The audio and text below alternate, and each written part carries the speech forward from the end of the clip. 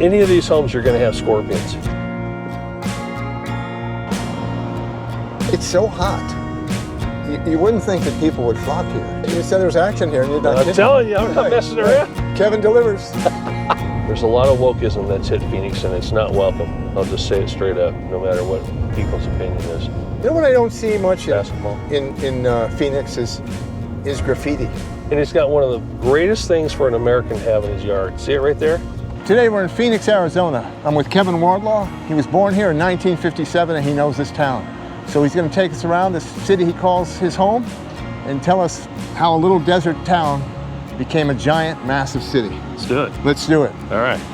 What happened to this city? I mean, it was a little desert town, and now look at it. What's going on? Well, you know, it's just typical populations. People, you know, in the 50s, people moved here. The reason my family came here from Missouri is because my dad had horrible sinuses. And so back in the 50s and the 60s, doctors from the Midwest and the East said, move to Arizona. It's good for your allergies and your sinuses. So people migrated here by the thousands. That's the reason we came, and we established and bought a brand new house out in what's called Maryville, which unfortunately today is one of the roughest communities. But it was the John F. Long Home Division. John F. Long had $1 down for vets. My dad was a vet from the Korean War, and bought a brand new home out in Phoenix and 53rd Avenue in Camelback, which is Maryville. And it was a lot of military, and it was a beautiful, nice community, pools, parks, everything.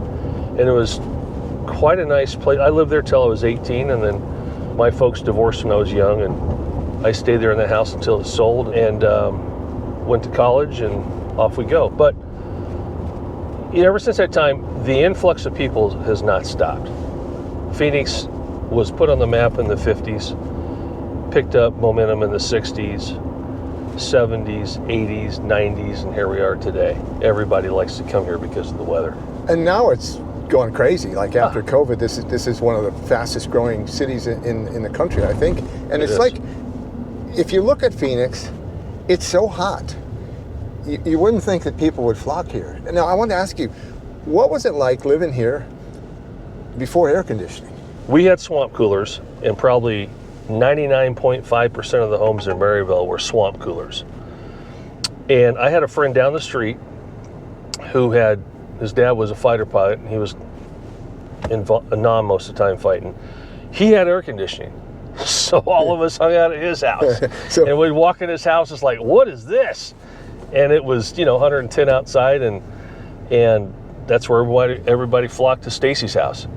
But I grew up with it, didn't think anything of it until I first moved out and got my first apartment, had air conditioning. I thought, wow, this is what AC is all about.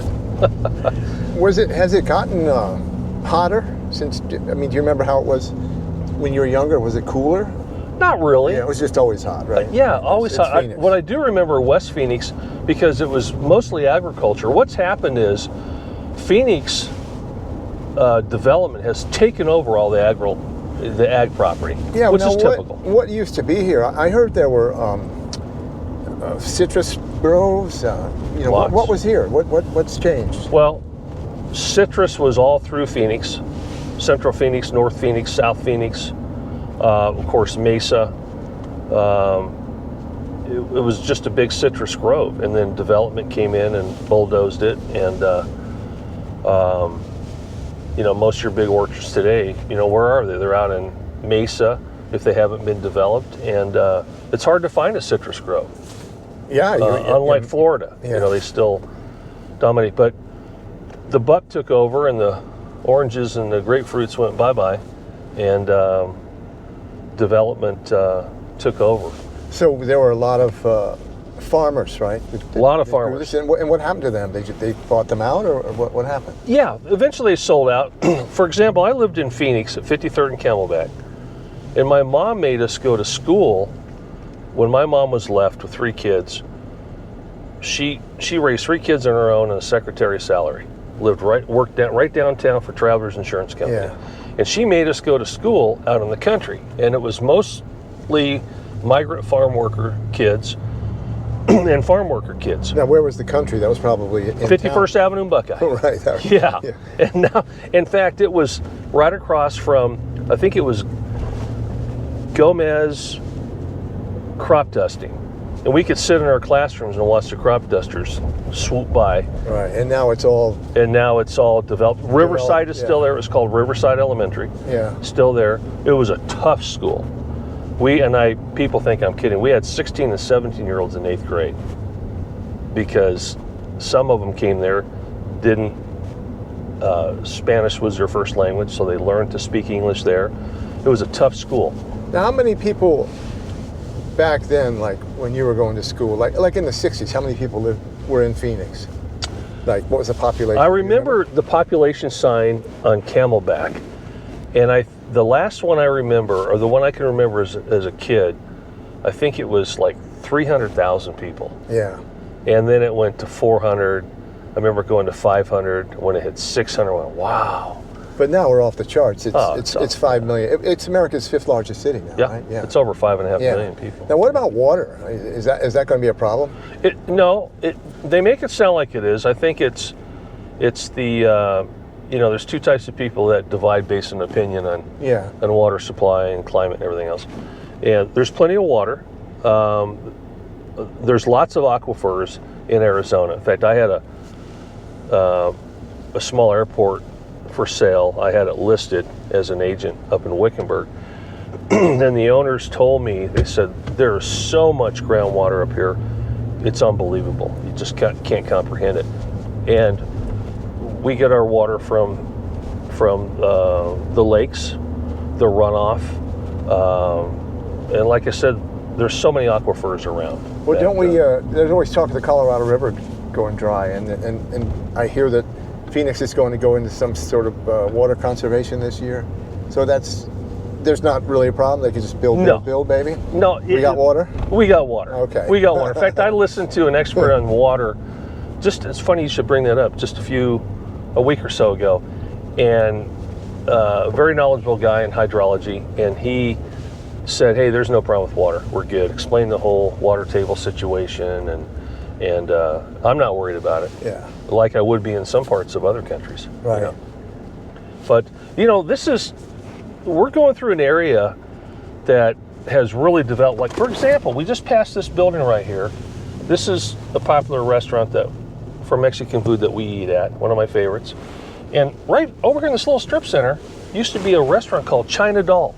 It was the most famous Chinese restaurant in all of Phoenix. What happened to it? Went out of business. Yeah. And a lot of the restaurants around the central Phoenix area, Navari's went out of business. There was Green Gables on 24th Street and Thomas. That was probably one of the most elite restaurants to go to. I remember as a kid, my dad was in the restaurant equipment business. I remember we had a big dinner party there one night because that was one of his accounts. And I remember my dad pulling out a $100 bill and paying for dinner. There must have been 10 of us. And this was like 1962, 3 or whatever. It was amazing. But a lot of the great restaurants have gone. They've been taken over. Well, why have they gone? The gentrification, or people moved out to sit there? Because downtown is not like it was. Downtown used to be a nice kind of area. Now how is it? What is happening now? Well, commerce took it over. Before the pandemic, a lot of your big corporations were there. And then when the pandemic happened and the workforce wound up moving to their homes, those office buildings became vacant. So the big ones downtown, they're vacant Ghost now? towns. Really? A lot of them are, yes. A lot of them are. And so they've turned some of them into living communities. I think they've converted them to condos, apartments, etc. And they're building more and more around Chase Field, around the ballpark. So, like 2026, like what's changed? In the time you've been here, what do you notice that's different? I mean, lots of people, traffic, but yeah, to me, of course, we're getting a lot of people from California. I think the problem is with a lot of the people that grew up here, born here, grew up here. A lot of people come from outside and are trying to change what Phoenix was. And what was Phoenix? It was more of a just kind of a Happy Joe country town that went big. Everybody waved, people in the front yards.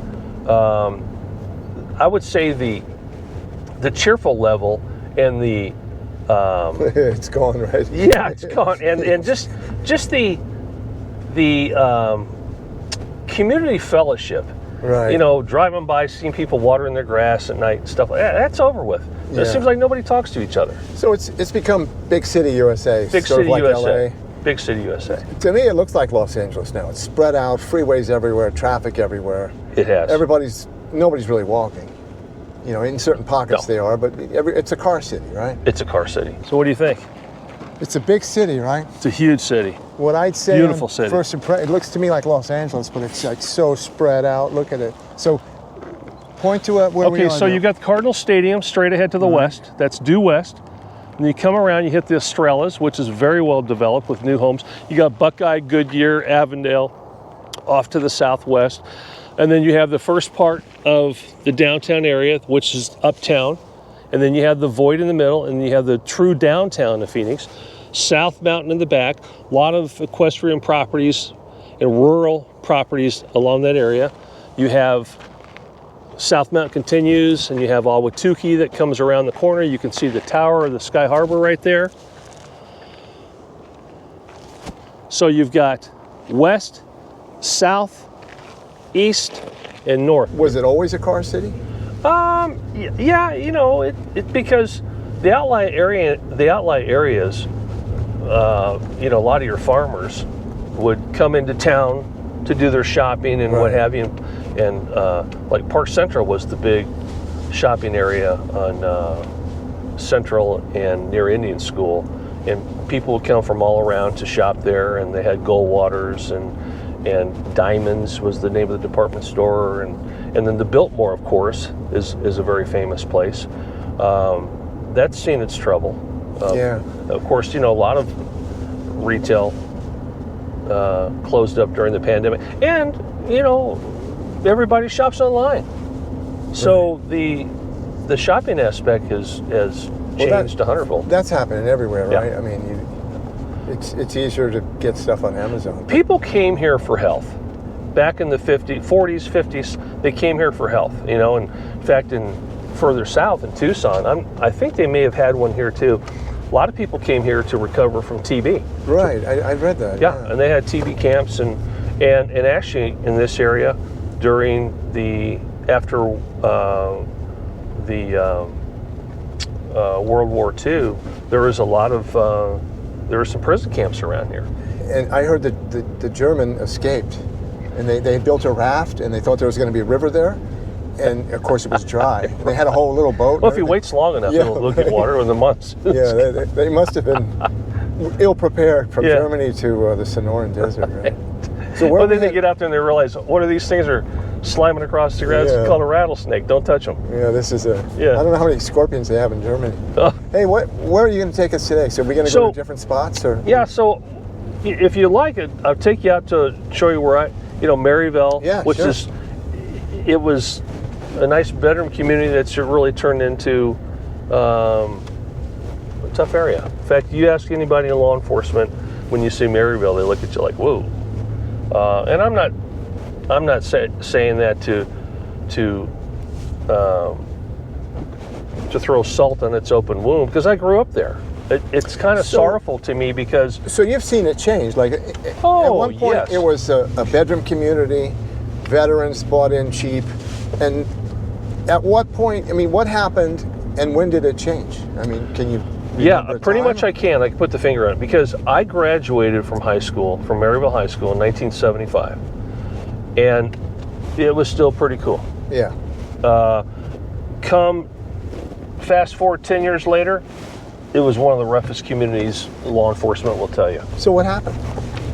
Luck of the draw? I mean, a lot of, I would say, how do they say it, undesirables moved in there and started changing ways, and just kind of like it happens with a lot of cities, you know, people move on. They go, we can afford something nicer, so they move on, and the people move in, and there's a lot of people that don't respect what was there. And today, Yeah. if you could see what Maryville looked like in the 50s, 60s, 70s, and even the beginning of the 80s, compared to what it is today, it's tearful.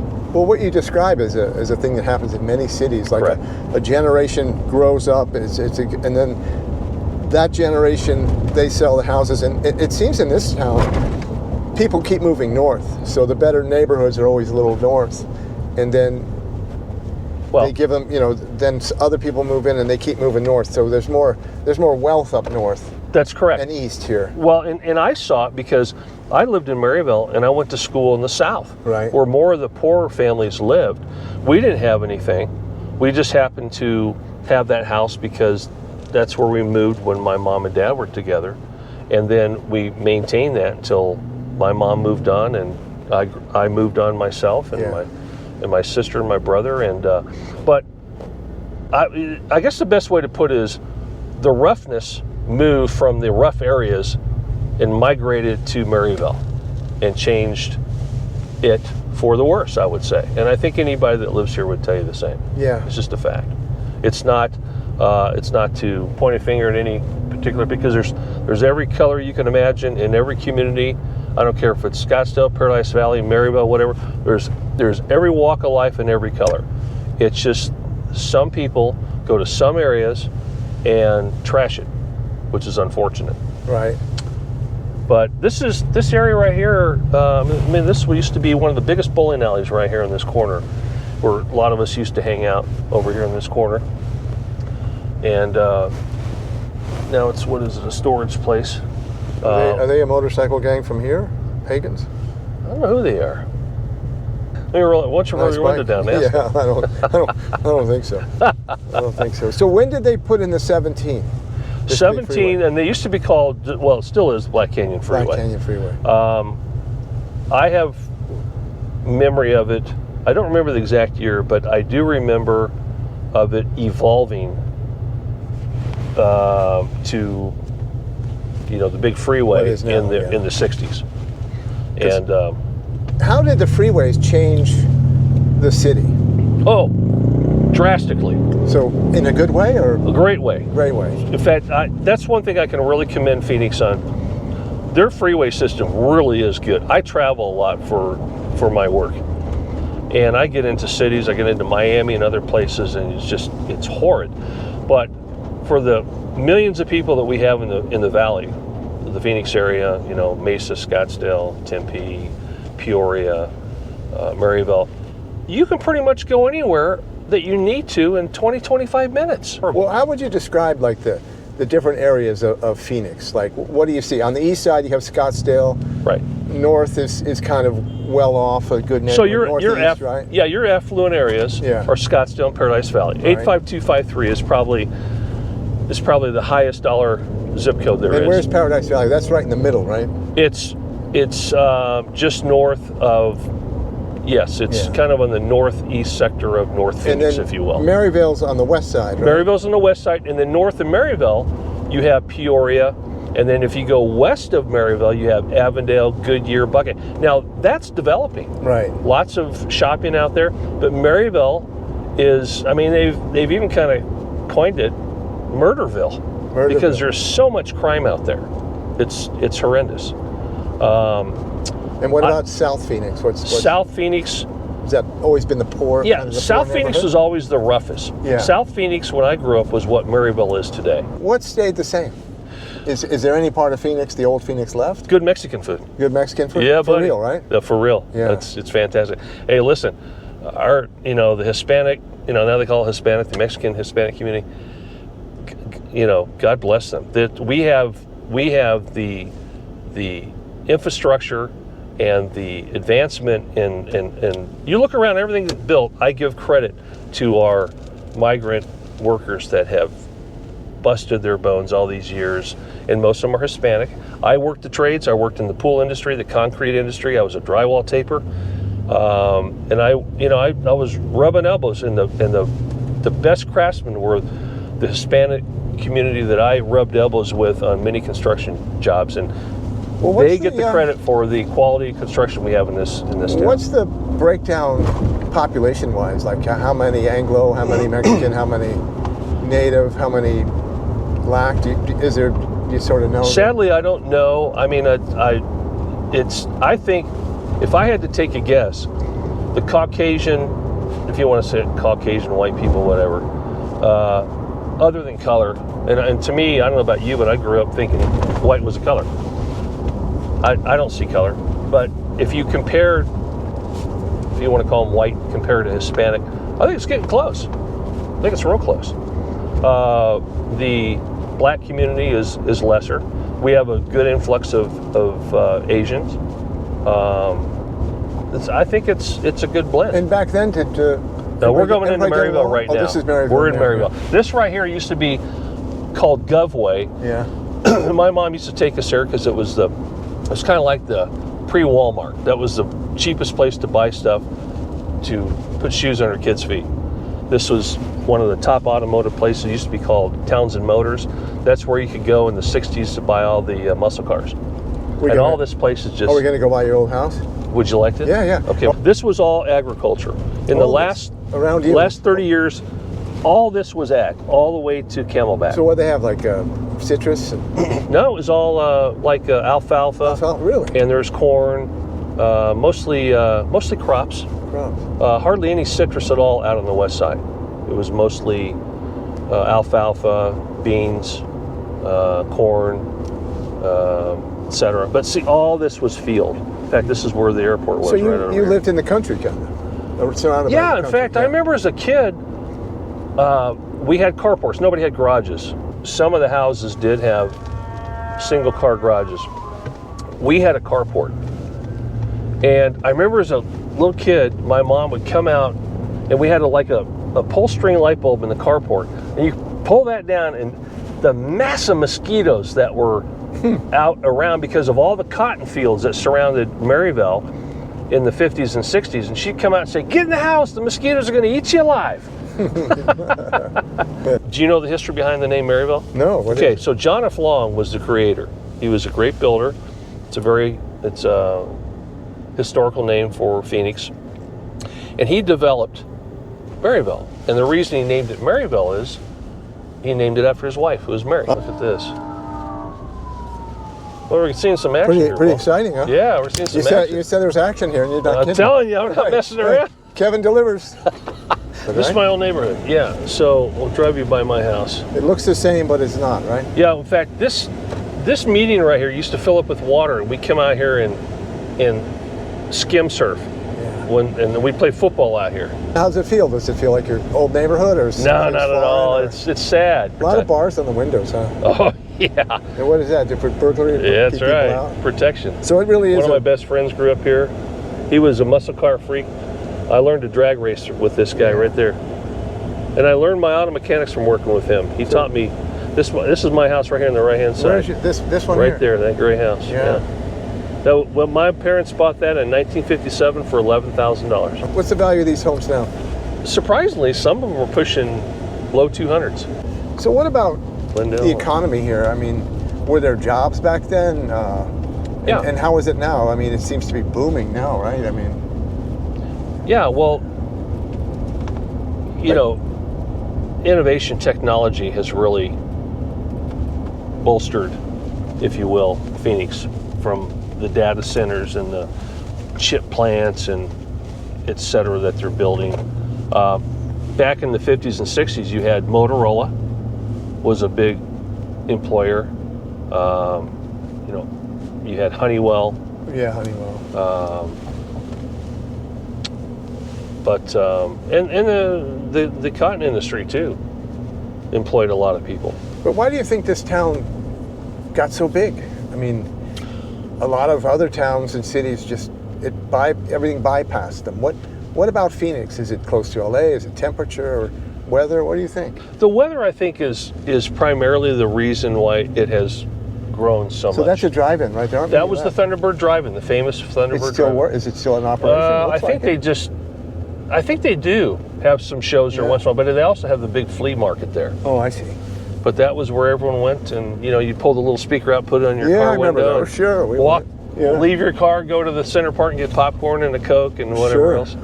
But now this is this has always been kind of industrial, so there's a lot of warehousing through here, manufacturing. What do you think is going to happen? I mean, it's just going to keep growing and growing because they're putting in a big chip plant up north, and Right. it seems a lot of people are moving, a lot of business, a lot of high tech.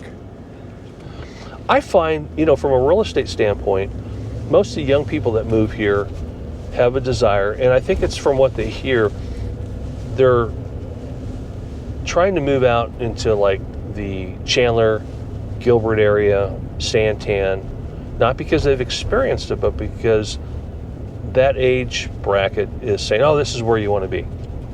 It's of course. So they're following a trend, right? Yeah. They hear it on Instagram or TikTok, and it's become the place to live. Right? And what it's about still Scottsdale, though? Scottsdale is still the, if you want to say bougie, it's the place where people want to live to have a Scottsdale address, but you pay for that. You Are pay there for like it in taxes. And, two parts of Scottsdale, old Scottsdale? yes, and definitely.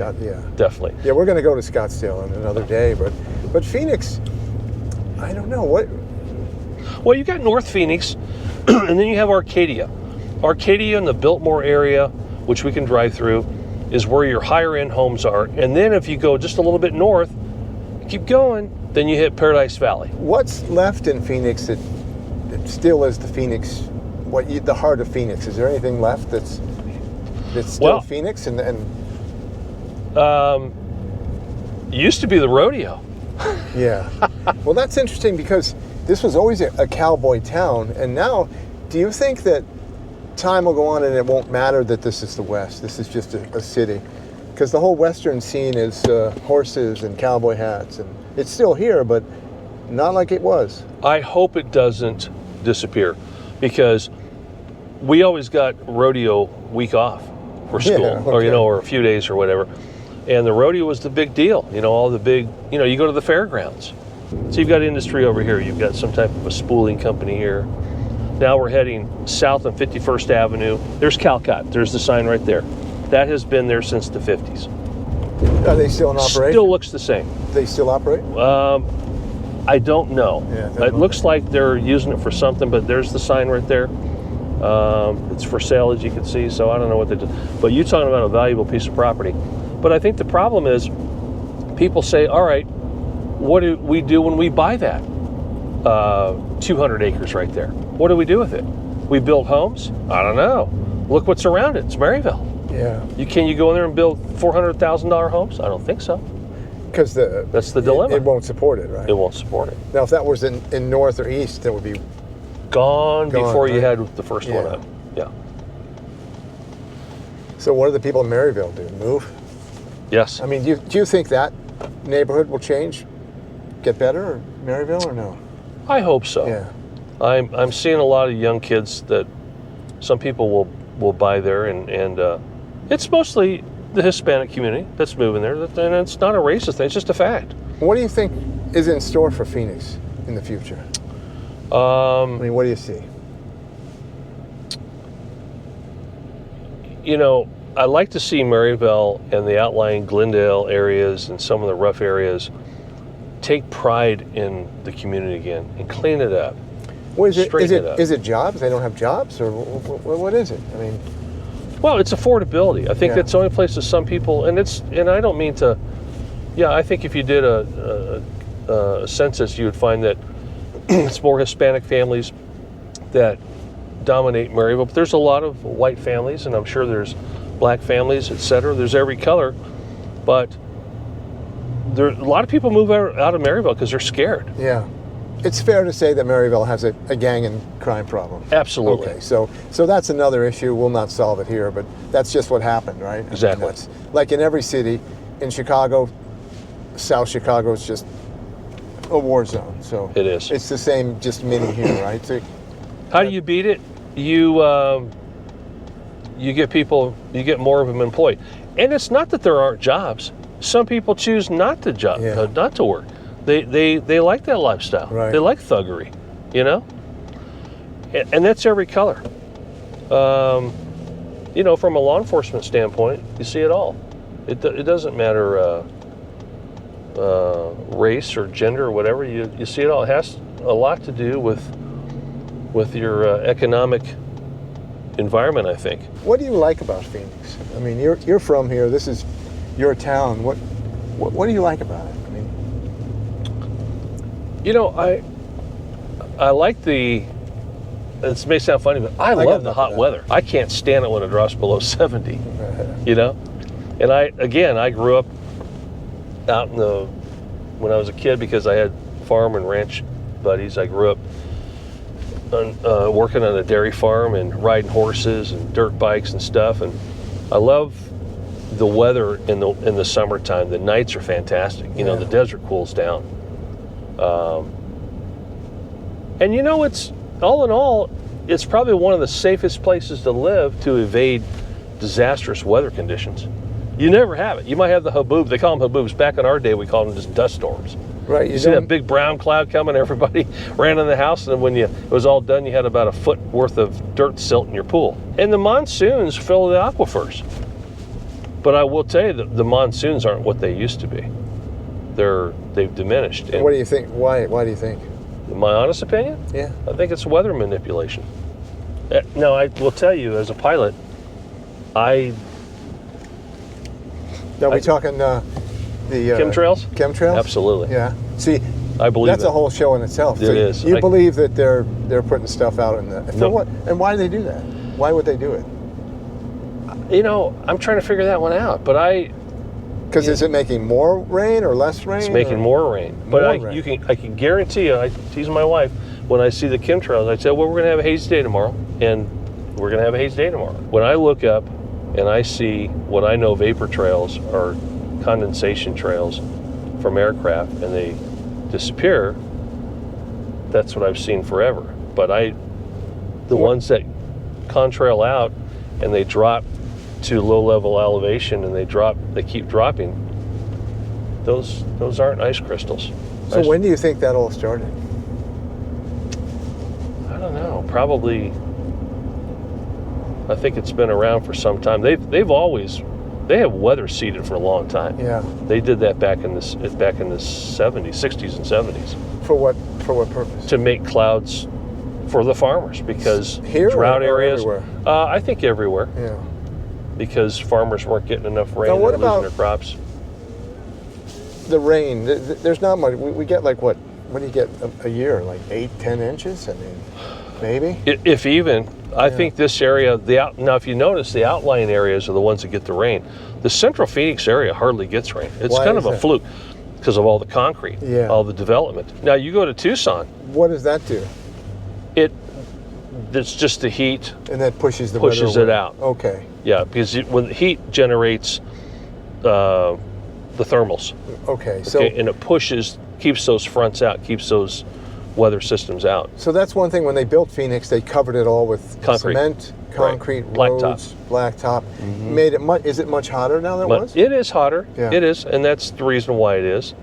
But I can still remember days back in the 60s where we had 110, 115 degrees. Yeah. Yeah. And one thing about areas that are not as wealthy, there's less plants. Yes. Like in wealthier areas, there's vegetation. Right. In areas that are poor, they don't put plants in. Right. Yeah, and that adds to the heat as well, right? Well, they don't want to water. They're not going to water the yards because the cost of water has escalated. If you drive through Scottsdale or Paradise Valley, there's vegetation. Beautiful. You don't see that in certain parts of No, it. but there's nothing. If you could look at their water bills, it's enough to choke a horse. Yeah, but the plants aren't there though. Water or not, there's no plants. Some areas, I could take you through some areas in Paradise Valley that are just lush with vegetation. Right. But that's what I mean. That's a wealthier neighborhood. Yes. Right? So and they can afford $1,000 a month water bill. Yeah. You know, well, they're thinking, well, what's that? I'm making $3, $4, $5, $6 million. Bill Johnson's was the most famous barbecue establishment in Phoenix, dating back to the 50s. My dad and Bill Johnson were good friends because my dad sold restaurant equipment, and he did most of his restaurants. Anyway, one of the jobs I had in high school was I worked for one of his locations. This building right here, which is now an orthodontia place, that was Bill Johnson's, one of his restaurants right there. Which here? That's now an and I used to work there in high school. Yeah. and it's all closed. They went out of business. But their iconic place was on Van Buren, I think it was 18th Street. That was the original Bill Johnson, and it had a DJ broadcasting live there at nights. Oh. And it had sawdust on the floors, a real cowboy. And they called them waitresses back then because they were all female and weren't servers, and they all had 6-shooters on. And little boys and girls used to just couldn't get away with that one. No. Yeah, just love to go there and and see. And again, that was all about the West, right? Yeah. See, Phoenix has a lot of these little industrial areas, which are valuable. People that contractors and need a place to brick and mortar their businesses. This is one of the best places. Look at this old Embassy Suites that turned into, I think it's some type of Section 8 housing. But look at all the AC units and the what is that up top? Solar units. Solar. See, you've got a wrecking yard here, trash trucks here, small trash companies. You got all types of little inner city. And this is mostly on the west side, right? Mostly on the west side. And little pockets around. You can find some on the south, some up in Peoria. Well, one of the biggest employers are the trades. In carpentry, Phoenix. Plumbing, electrical, etc. Here's so a lot of blue collar. A lot of blue collar. Now that's another thing. That was Squaw Peak, and a certain class of people came and decided, let's change the name because it's offensive. It's not offensive to the Native Americans. Keep it Squaw Peak, and they changed it to Piestewa. Why? Because someone formed a committee and they voted on it. All right. I still call it Squaw Peak. That's Squaw Peak that I just pointed out. So that's part of the change you talk about, right? Yes, it is. Yeah, there's a lot of wokeism that's hit Phoenix, and it's not welcome. I'll just say it straight up, no matter what people's opinion is. But you get a little better shot of Camelback Mountain right there. And so we're at 19th Avenue. This is pretty rough. This is still pretty rough. We're out in Maryville now. This is Phoenix. But south here, then you run into Encano Park. What's weird about Phoenix is you have garbage, so-so, beautiful, garbage, so-so, beautiful, just kind of mixed like a hopscotch deck. It's the way it is. So neighborhoods can be just flopped all together. Yeah. So it's nice, then it's not. Then you it's can not. have a $3 million house here and then go a half a street and you got a $300,000. And how does that happen? I mean, is there not someone zoning like the property? Yeah. No, it's. I don't know if it's, you blame it on zoning, but some people, I want to live here, and they own this property. It was their family's. I'm going to build this family compound or whatever, and they do it. So it's kind of a crazy real estate town, right? Very crazy. And now when you get to Phoenix, you get into Scottsdale, Paradise Valley, zoning comes into play big time, and building permits, etc. The city still controls what you can and can't do, but you can get away with a lot more stuff in Phoenix than you can in Scottsdale. And Paradise lately, Valley. the value of homes all throughout the city has gone way up. Right? Way up. Way up. Way up. Who controls the water here in Phoenix? Is there like a water, like in LA? Commission. There is a commission? There is, yeah. Because there's a lot of money to be made in water, right? There's a lot of money and utilities to be made. Yeah. You better believe it. But especially water here. You're in the middle of the desert, and like you said, don't worry about water, but boy, it's sort of a watchword. People say, everyone always says, oh, they're going to build more, but there's no water. When the more you hear about it, it reminds me of California. California really doesn't have a water issue. They've done that to themselves. How? They've drained the reservoirs. To me, it's political. They're doing it for. Look at the thing that just happened in Palisades. There was no excuse for that. Yeah. You can spray. Last I. Well, there was no water. to my recollection, ocean water will put out a fire 7 days a week. Yeah. There's no excuse for that. And I hear a little bit of the Californiaism when they start talking about water issues here in Arizona, and I just say, go away with that. So back in the 70s, there was you know, it was considered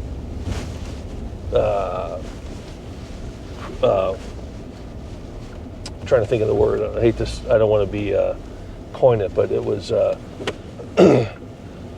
there was a lot of crimesters, and they were involved in the land business, selling land and doing things that were illegal. Well, what do you mean by crimester?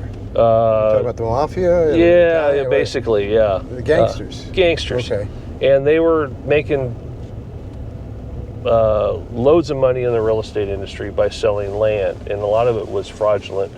Well, there was a reporter that worked for the Arizona Republic by the name of Don Bowles, and he was an investigative reporter, extremely sharp, and he got into the middle of that and started investigating that, and he got too close to the fire, and there was a meeting set up for him to meet with some people to discuss that at the Clarendon Hotel. And here it is on your right. That's the hotel. That's the Clarendon Hotel. And he came there for a meeting, and he had his meeting, and when he came back and got back in his car, the car exploded. With him in it. With him in it. Didn't kill him at that point, but he was obviously critical condition, and it was very sad because over like a 48-hour period, they kept having to amputate an arm, another arm, a leg, and he finally passed away. And they proved the fact. They finally charged people that they thought were involved, and they were found guilty, and they blew him up in this parking lot. This was it. Right here. Right here in this parking lot. Same hotel. Same hotel, the Clarendon Hotel. Mm-hmm. That was a very popular hotel to stay in back in the 70s. And what about this little train they have here? Yeah, they finally put this in, which is great, because now it goes from, you know, the northwest part of Phoenix all the way out to, I think it goes all the way out. Who rides it? Just a lot of people don't want to drive. Yeah. Students ride it. So we used to ride it when we lived we used to live right off the rail. So it does connect parts to the city. It's a good thing, Yeah, right? it's a great thing. We used to ride it down to watch the ball games, either the Suns or the Diamondbacks. Now this building right here, a lot of these buildings have been here since the 50s. I always called this, if you look at the other side of this building right here, the Phoenix Financial Center, it looks like this will date us. It looked like an IBM card, a punch card. Oh, okay, sure. If you look at the other side of it, you see all the holes in it. Yeah. That's been around since the 50s. I'm used to being dated these days. You stay around long enough, you become a legend, you know. Right. And U-Haul was based here. So here comes one of the trains. What do they call it? This is the rail. Rail. Yeah. Rail. Metro Rail, I think. Metro Rail, yeah. What have you. So now we're heading. You know, Phoenix is divided. The downtown area is divided by two sections. You have the south downtown and you have the north downtown, but they really call it uptown and downtown. You know what I don't see much basketball in Phoenix is graffiti. Like you go to Los Angeles, New York. Right. I mean, everything's covered. What do you suppose that's not happening here? What do you figure? Because that's a good thing. It's a good thing. Now there's plenty of graffiti if you go down to the Homedale area off of 39th Avenue and Buckeye. That's some real rough, poor areas down there. So this is kind of new downtown or old downtown? Because it looks like the old. And here's your famous Durant's. This is one of the most famous restaurants that closed and then it just reopened. They closed it and just reopened it under new ownership. So that's it right there. It's one of the most famous restaurants, Durant's. Yeah. Okay, this is in the Encano area, and they have a little park called Encano Park, of all things. And there's some really nice homes. This is a very nice Central Phoenix home development, and these homes date back to the 20s. Beautiful homes. And there's, I would say right now, the homes in the Encano area, which is just west of Central Avenue, they range from, maybe if you're lucky, you could find a house that's $500,000-$600,000 up to $2, $3, $4 million. Is that in this where area. we're in now? We're pulling into. Look at this house right here. Now, is this an area that people moved to and took older houses and just redid them, and it just sort of took? It's always been nice. Yeah. But you can see, a lot of people You don't call them yuppies anymore, but a lot of people have moved into these neighborhoods and have really made them beautiful. Yeah. Really made them beautiful. So they could have maybe picked Maryville and done it there, but... Well, the reason this was so hot is because it was a convenient place to live when you work downtown. Right, sure. You're a lawyer. You're almost in downtown here. You're almost in downtown. Because look, we're here, and then there are the buildings right over there. Palm Lane. Yeah. I'll cut you down this one street here so you can see here in a minute. We'll go down and nice homes, aren't they? Oh, they're beautiful. And then you get over to the actual park. When I was a kid, they have a lake there. In fact, my brother and I used to hop on the bus, city bus from Maryville, with our fishing poles, come here and fish. So this became a hot little neighborhood here, Yeah, this is always kind of the place. What would you catch? Oh, they just had like little bass, little perch, and stuff like that. But it made your day. Made my day. I remember one time well, here's the canal. We'll drive down here. One time my brother and I were sitting there, and a couple of our neighborhood buddies, it took 20 cents to ride downtown their fishing poles. We're sitting on the curb and we're counting cars like Ford, Chevy, truck, bus. It passed us up. We forgot to get on the bus. Had to wait for the next one. So see how these homes date back to even like early 1900s. Yeah. And then they'll get one and turn it into this. And then look at this one. Yeah. And look at the one next to it. That home's over $1 million. Yeah. Yeah. And then you have these high-rise condos over here that they built. The very top, those homes, those are over $1 million for this. Right here. Yeah. Yeah. I forgot the name of the community. So fair to say, Phoenix is not on the downward trend. Oh, not at all. Not at all. Not at all. Many cities are, No, it's not Detroit. Yeah. This is not Detroit. It's not Flint, Michigan. It's nothing like that. It's booming, right? It's booming. Would you say it's booming? I mean, you're in real estate. Yeah, absolutely. Good times, right? Good times. Yeah. So what you know what I say to people that are bulking on it's a little timid right now with the residential side. When I got into real estate in 1979, interest rates were 17%. Yeah, people forget that. Yeah. They're 6.5%. I know. Big deal. Get over it. I tell people, the young people, I said, buy a house. It's going to go down. In fact, there's a new Fed chairman coming in tomorrow, being sworn in. Interest rates are going to come down. And I said, then you refi. But secure that property. Secure the real estate. You can always work the financing. That's my opinion. You take a step up. Now you get into this neighborhood, they're multi-million-dollar homes. And there's Encano Golf Course right there. But look at these homes. Yeah. Over here, there's the golf course. But look at these homes. And they date back to the early 1900s. And then you see right in the middle of that where those little... Now what is this? This is the Encano Golf Course. And then in the middle of it is what they called Encano Park, where they had the little amusement rides for kids. Yeah. And that's where the lake was, and we used to fish. Yeah, these are nice homes, aren't Beautiful homes. And this is still Encanto, right? This is Encano. So what are these homes, like $2 million? Oh, these are $2, $3, $4 billion. Yeah. Yeah. Mm-hmm. Right here in the city. Right in the middle of town. Yeah. And this is almost like downtown, right? Yeah. And then you cross over here, you go half a mile, and you get into $300,000 homes. Like you were saying, they're postage stamps all over, right? Right. And then you got a public pool. How many public pools do you see? Not too many. In the summertime, it's packed. So what do you love about Phoenix? There's Encano Park right there. What do you love about it? Aside of the hot weather, it's, I guess, just the comfort I feel. When I go away, and I travel quite a bit, we go to Florida, as I know you used to. It's always good to come back. It's just that homey feel, I guess. Safe to say. And you miss the friendliness of it all, though, right? Where it was I mean, a neighborhood I do. Yeah. There's still a lot of, good communities. I mean, well, how is real estate now? Is Phoenix safe? Because they say it's lost a little bit of little value here and there, but that's good. No. It's funny. You go to Paradise Valley, Scottsdale, and the real high-end areas. They're unaffected by interest rates because most of them are cash buyers. Right. And so what amazes me is how many transactions happen in residential sales where they're $2, $3, $4, $5, $6 million cash deals. Just boom, boom, like nothing to it.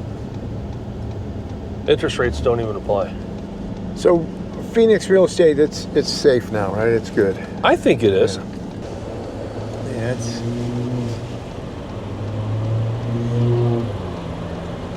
So what do you figure that is, fentanyl? I would say possibly so. It's not meth. If it was meth, it'd be jumping around. It's sad. So that's everywhere, the fentanyl, even in Phoenix, right? Lost a nephew to it 2 years ago. That's a valuable piece of property right there. I bet you that'll go for over $100 million. Well, it seems, everywhere you go in Phoenix now, there's building going on. Building, everything's building. All the cranes are out, everybody's building. Like there's one right over there. Right. Everything is building. It's like a boom town now, wouldn't you say? Yeah, it's hard to find what they call infill properties. Find a lot or find some property where you can actually build something within the Phoenix corridor, if you will, which I consider that to be, I used to say between the 7th Avenue and 7th Street, but now it's really between 24th Street and 7th Avenue, I would say. That's why people are going west and north, right? Right. Because west, yeah. This used to be called Camelback Towers. Now they're called the Landmark Towers.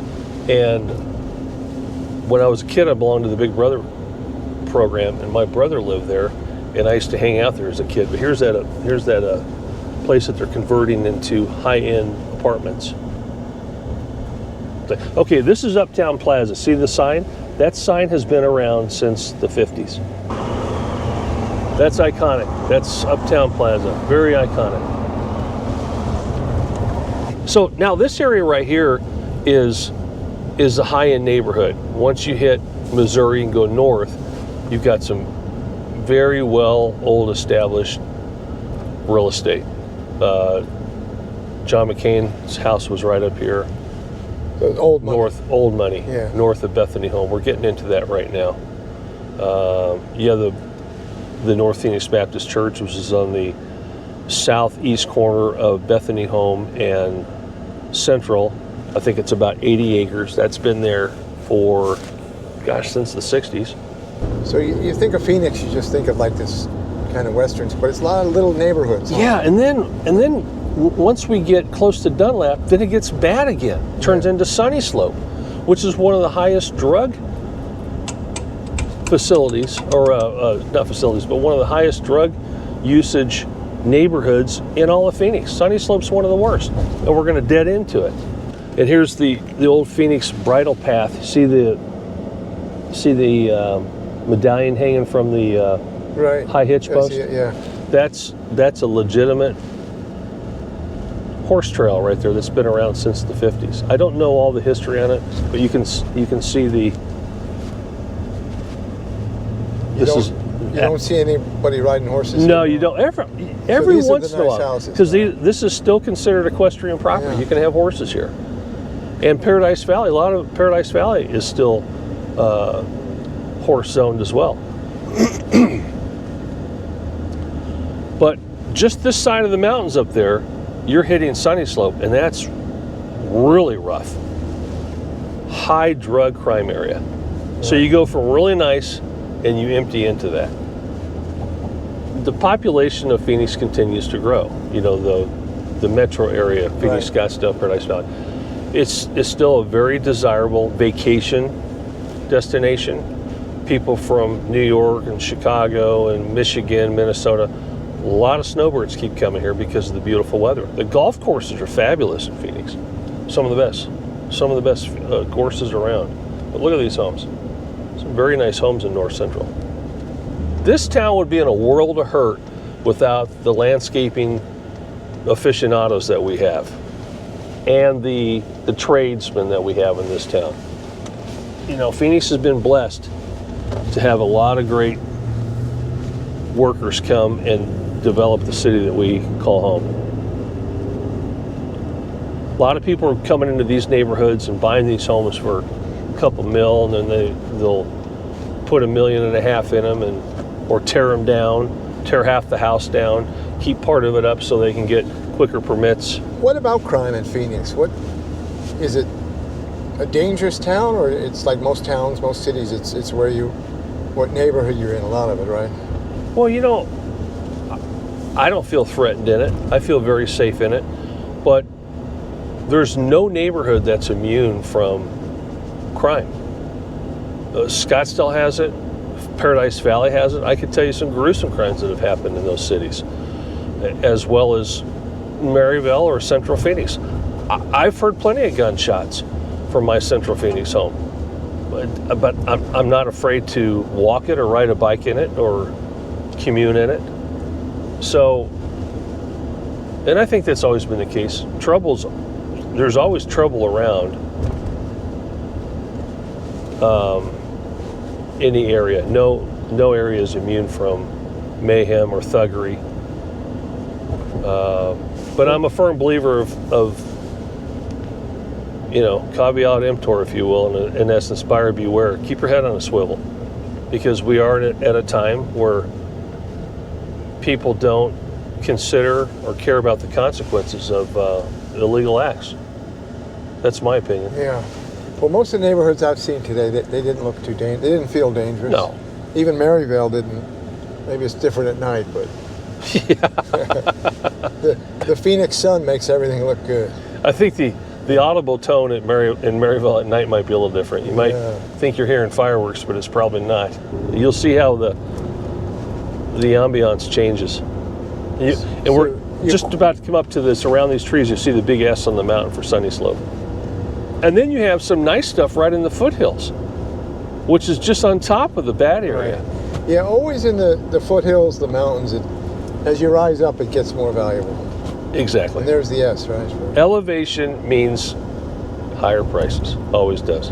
Now, this is a place you want to be careful when you're walking at night. Once you get past Dunlap, the whole atmosphere changes. Yeah, now it has a whole different feel, doesn't it? Yeah. It's like a crescendo, decrescendo in music terms. Yeah. It starts off soft and it gets loud and then it comes back down. It's the same thing. So we've left $3 million houses. Now we're back and there's up a to Popeyes within a half. There you go. That answers it all. And you have no-name little markets that you wouldn't want to go into at 11 o'clock at night. Yeah. Interesting change, isn't it? It is. And they're right behind this. Well, right there is John C. Lincoln Hospital. They now call it Honor Health. But that was John C. Lincoln. And now we're into an area that's that close, huh? That close. This is Sunny Slope. Mm-hmm. And of course, the real estate is down diminishes. Here. Diminishes here. Yeah. You get up here at Hatcher and now what do the mountains do for neighborhoods? Do they help carve out certain spots or stop? Clearly, you can't build up there, but I mean, it's sort of like a wall, you know. It is. It's it's an ambiance. It's part of the. So what are to these me, they're great markers because it's easy. When you're flying in, any pilot will tell you if you're flying from Phoenix to Tucson, you're kind of piloting based on the mountain ranges that you look at because you know where you are. But there's Squaw Peak. Oh, there's North Mountain. Oh, there's Camelback Mountain. There you go. Look at the trails. Oh, no. So there you go. That's not condensation. No. Not in your mind. Not at all. So what is it? Those are Kim sprays. That close together, those are deliberately dropped. So who's doing it? What planes? That's the question. You know what amazes me? The news media, they touch on it, but they won't go deep. It's almost like they've been told to shut up. But they're releasing the flying saucer stuff this week. Exactly. Exactly. You figure that out. You can dig into that. There's a perfect example right there. Perfect example. Now that's a whole nother video, that one. It really is. But it happens to be over Phoenix. It happens to be over Phoenix. So it makes it into the video, right? Right. So we have chemtrails in Phoenix. We do. Right there. Now what do these houses go for in Sunny Slope? Well, we're getting over to the tough area over here. Oh, this they're it's going down in value. it's going down in value, yeah. And it's funny, we're going east too, but it's west or east. Yeah. You know, you got homes that are just, well, like right here. We'll turn up this street. Okay, we just came out of multi-million-dollar homes, and I'm not knocking for people living here. You know, people have to have a home, but the whole scenery, the whole dynamic, the whole environment. Now, what about these trailers here? What would something like that go for? I'm sure they're all rentals. So Yeah. whoever owns that is making bank. So what do you think these houses are? Oh, these are 200s? if even. There's an old church right here. Yeah. See, this feels like a Barrio. different town, doesn't it? It does. Completely different. Well, it's like when you go from Phoenix and you drop into Guadalupe. Yeah. You and I have been in there. Yeah, we've done a bit on Guadalupe. We just did one last week, yeah. You want to hear a funny story about that? Yeah? So I have a good friend of mine. He was my paper salesman when I was a purchasing agent for the Graham Corporation. And he's a very successful businessman today in the town. I'm not going to say his name. Great guy, but he was from the Boston area. And his parents were visiting in, I don't know, this is 79 or 80, 81. And he came into my office one day and he goes, oh man, my parents are coming down. They want to go down to Mexico. I don't want to take them down there. Take them down to Nogales and walk around. And so I said, well, you know, hey, make your parents happy. Yeah, I'll see you later. Next week, because he would come by my office every week to get a paper order. I said, hey, how'd it go? He goes, oh, he says, you know what? I was going to take him down there and I thought, and I pulled off and I went down through that Guadalupe area and it's all in Spanish and there was even like a funeral going on. And I told my parents, I said, here's Mexico. Because everything was in Spanish, and they just said, oh my goodness, that's really close to where you live. And he sold his parents on that was Mexico, so he didn't have to take them down to Nogales. This is still rough. So the foothills is rough, and then when you, again, as you pointed out, elevation brings nicer looking homes. Because people want to have a view. It's all about the view. Yep. Altitude and view. But see what you have here, through here? And these homes date back to the 40s and 50s. Been around a long time. But you have people that move in and do this. Look what they're trying to repurpose it. Now you got a city zoning hearing sign posted there. Yeah. So someone's going to take that and redevelop that, which is great. Clean it up. Wait till you see the views up here.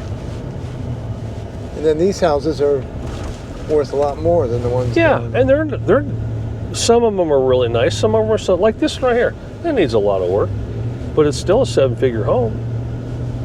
Why? Because of the location and the position of where it is. Right. So look at the view you have over here. Now we climb up over here, it even gets better.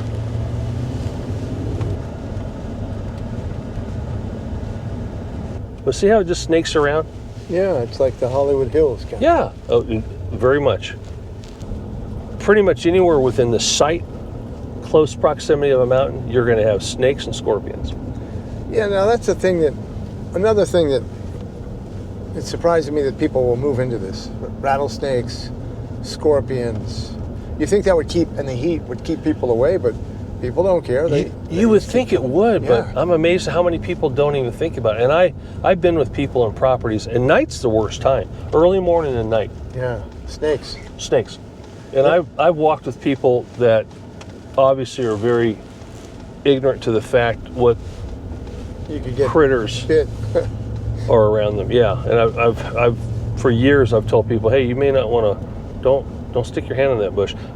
Golf. When I've golfed with people that are from back east, they'll go tromping around in the summer afternoon looking for their ball, and I go, don't do that. Just pick up another ball and go. Don't. It's not worth getting. You ever know anybody that got bit by a rattlesnake? Yeah. Oh yeah. Absolutely. I've had 2 friends that got bit by. How'd it happen? One was just cleaning his yard, and one was in a bush and hit him on the hand. He was in ICU for a week. Another friend of mine, he was walking out of his shop. He builds these big off-road vehicles, and a rattler hit him in the back of the thigh, and he was in intensive care for a week. Yeah, they're no joke. No, there's nothing to fool you're around with. spending $100,000 in anti-venom too. You better hope you're insured. Yeah. What about scorpions? Scorpions, there's a couple of different types. There's bark scorpions. I've been stung twice by them. I got stung in bed one time with one, and I got stung in the shower one time with one. One thing about the Phoenix area, you can almost find any product that will accommodate any need that is requested. What do you mean? High end, low end, want to be in an HOA, don't want to be in an HOA. Well, what about the HOAs? You hear a lot about them. I mean, it's like they're kind of a mess, aren't they? They're too much power. Yeah, it's, to me, and again, you know, I've sold real estate for decades. Some are just power trips. A lot of the people that run the HOAs, it's like they never got picked on the baseball team. And it's payback. It's payback time. Or they were too small to play football, or they were this, or they missed the cut, or what have you. And it's their chance to get voted in to power.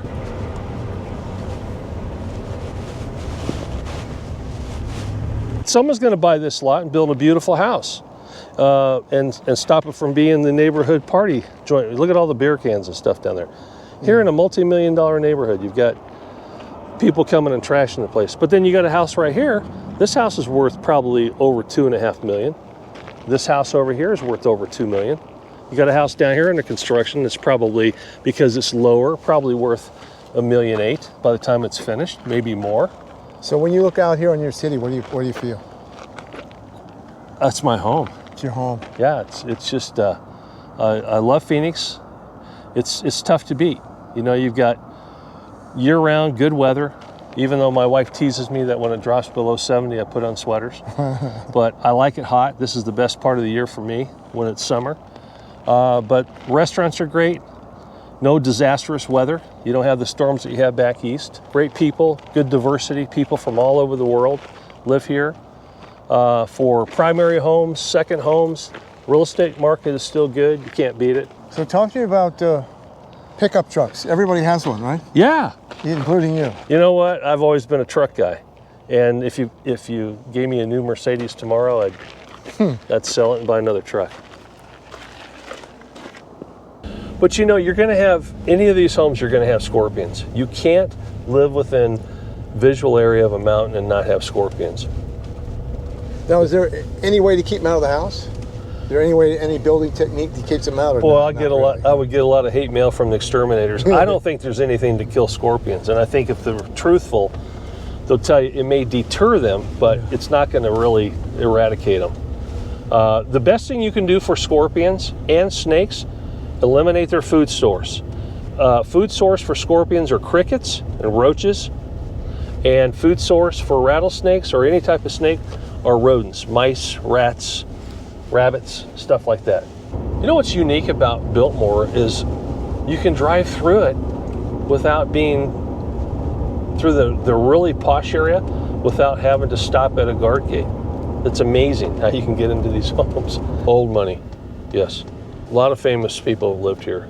So we'll just traverse right around the golf course. Is this a good course? Oh, great course. I play it in the summertime because it's inexpensive and it's vacant. Now these houses here. Oh, multi-millions. What do they cost you? 3, 4, 5, 6 million. Yeah. And higher. There's homes in here that reach over 10 million. So I'm kind of amazed that all these neighborhoods are so just packed together, so close and tight like this. Usually shoulder to shoulder. Yeah, there's usually like in LA, you drive a little bit. Yeah. You know what I mean? There's a little no man's land. Here it's like instant. Boom. Yeah, you're at a trailer and then you're at a $6 million house. What's nice about this is you're not going to step on a rattlesnake. Right. That's what's nice about the Biltmore and the Arcadia area. You don't have to worry about where you step at night when you walk outside. You live on Miami Mountain, Paradise Valley, Scottsdale Foothills. You better, 2 things you got to have when you go outside. Flashlight. Shoes and a flashlight. Oh, this lot right here, this lot would probably be $2 million just for that piece of dirt. Yep. Okay, and this house on the left, Paul, that was Paul Harvey's house. Right, this white one. Right here. Look how vast it is. Look, wait till we go around it. And he's got one of the greatest things for an American to have in his yard. See it right there? This is the famous Paul Harvey's house. I think it was one of his many homes, but it's still owned by the Harvey estate. And what I think is just beautiful, if you come over here, look at the statue he has of a bald eagle in his yard, right here. Isn't that great? But look at the real estate. Look at the yardage in this property. It's incredible. So that's a little look at Phoenix. I'd like to thank Kevin for coming along with us and sharing his city and his time. Thank you, Paul. You're a legend. Right, no. We'll see you You're next the legend. time. Enjoyed it. Thanks. And we'll be doing more neighborhoods from Phoenix, so do check back. Get out and enjoy Phoenix. All right. Thank you. Take care. Thank you, bud.